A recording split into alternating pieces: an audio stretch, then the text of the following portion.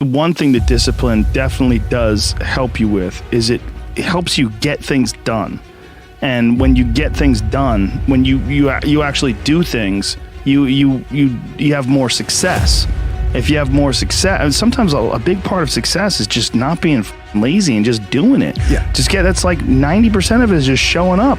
Get there and start working. Like, you're not gonna feel perfect every day. If I only worked out when I felt good, I'd be a fat because there's a lot of days I don't want to do it. It's pretty much the same with everybody that actually gets good at something. There's got to be those days you push through, and they're probably going to be more numerous than the days you don't.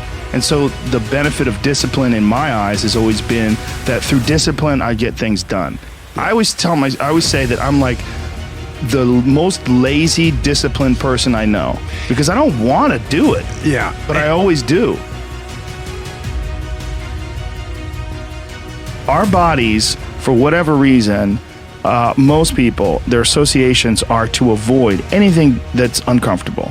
But it's so illogical because when you look at comfort and you look at success and progress and the feelings of accomplishment and of getting past certain hurdles in terms of like how you feel about life, a lot of those are connected to discomfort. Like, discomfort is your friend. It really is. Like, discomfort and not being happy and content with certain situations in life or certain feelings in life, they're massive motivators, and they're amazing at facilitating change. And yet our instinct is to avoid those and just sit on the couch and watch some reality show about dudes who make moonshine with our jaw open, like, it's bizarre.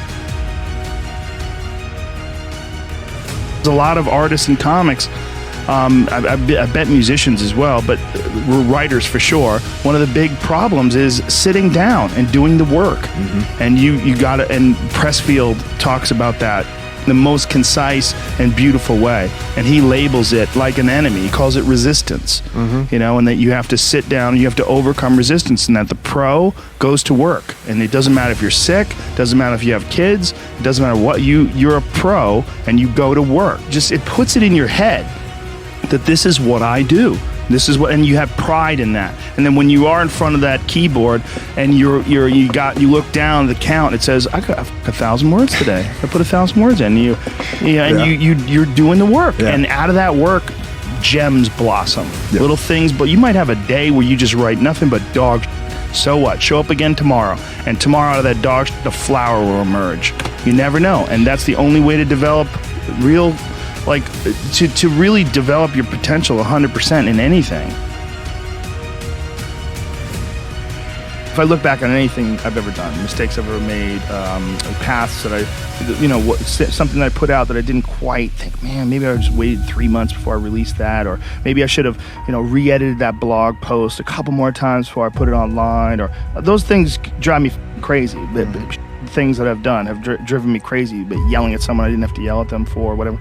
But the most important thing is always for all people to recognize that you're not who you were a year ago. You're not who you were 5 years ago. You're not who you were last week. You're who you are now, and this is the only you have control over. So you gotta regulate how much you dwell on regrets of the past. You really gotta be careful, because it's good to have a little. Because my regrets, whether it's things of professional nature or the very few regrets friendship-wise, which is one thing that makes me very happy. But there's life is strange. There's a lot going on. There's a lot of factors happening in life. But for sure, who I am now wouldn't have ever happened if I didn't fuck up. If I didn't make those mistakes, I wouldn't have understand the importance of friendship and kindness. And if I hadn't been cruel at some point in my life, or someone hadn't been cruel to me, I wouldn't understand the beauty of love. I wouldn't understand the full range of it, because I hadn't felt the sting. If nobody ever punches you in the face, you don't really appreciate safety. Because a lot of people don't even understand what safety is. You pretend, oh, we're safe, but you are so not safe at any moment. And when someone's punched you in the face a bunch of times, and you've been in a street fight with some guy you barely knew, you got in an argument with him, there's something about regular safety that's sweeter. Yeah. It's more delicious. Yeah. It's more delicious.